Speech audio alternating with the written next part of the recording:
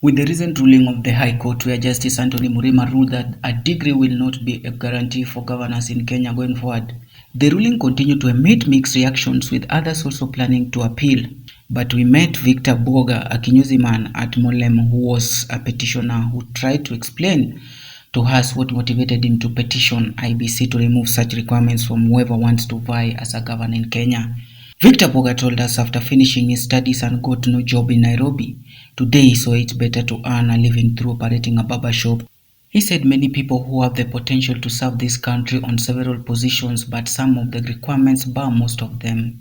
I took the initiative to try and go and let the county know that there was some lapse in the drafting of the constitution, in that there were some conflicting clauses which were guaranteeing the IBC to dismiss some of the candidates who were vying for various positions.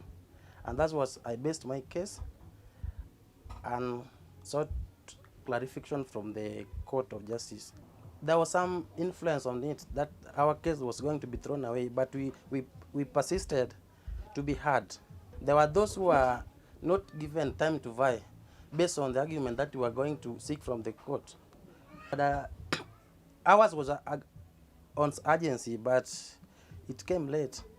Those were some of the challenges that we got along the way. Again, this was the public litigation, in that we were not petitioning against on behalf of somebody. We were doing out of goodwill for the public to know that there was some error in the constitution. So I had to look for lawyers. Some were giving me some figure that I could not raise, but luckily enough, I got one very friendly, but he told me that if this is for the public interest, let's do it. I'll do the pro bono service for you. And that I'll appreciate Mr. Wakili Stephen Arunda, who was the lawyer for the suite. Victor, who did not have the muscle to sail through all that is required landed proposal services at Osman Hassan Advocate, who saw it was fit to pursue the case in court. According to Harry Stephen Arunda, who is the lawyer of the petitioner, he said Victor approached him and he saw his reasoning there was a constitutional issue. Arunda told us that they passed through as they had presented the case in time, aiming to get ruling before the August election. I must commend the petitioner for approaching me, our law firm, to help in the petition. But first of all, we must know, and I concur with my senior Nelson Harvey, who actually had said and has always advocated for pro bono service, of which mostly 40% of our work is pro bono. So when the petitioner came and I saw him, I saw in his reasoning there was a constitutional issue, and looking at him, he couldn't afford it.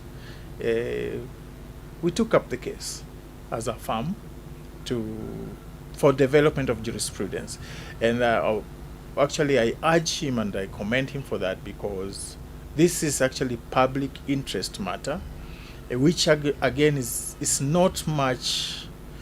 The public are not much open and shying away from public interest issues, and by him coming showed his courage, that there is a matter here, notwithstanding the costs implications. We took up the matter, and by a common voter, we got a good judgment for the sake of the country and in defense of the Constitution.